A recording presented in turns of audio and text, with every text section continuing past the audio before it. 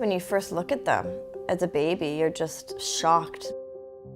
You just don't know what you're doing. Even as small things like getting your baby dressed in their first onesie and having to put them in the car seat.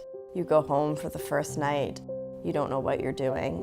You have to feed your child and you're worried about whether you're doing the right thing or not. Yeah, it's pretty overwhelming. Here you now have a baby and another life that you're responsible for.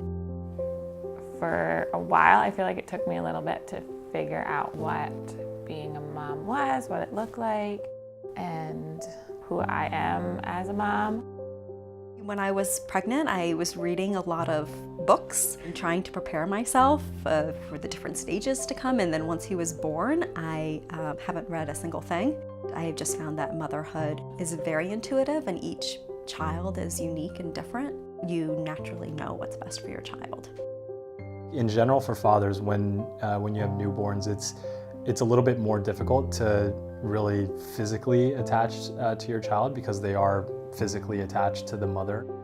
After Caden was born, he wasn't a great sleeper. I would strap him against my chest and we would go out and walk with the dog at night, and it was the only way that we could get him to go to sleep. And that was really the first time that I felt like a true physical and emotional attachment to him.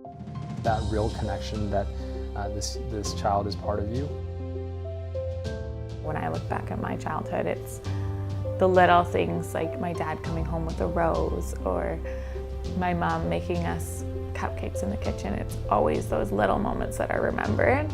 For me, it's these incremental things that happen over time. Things are always so chaotic, you kind of lose sight of moments that you have with them.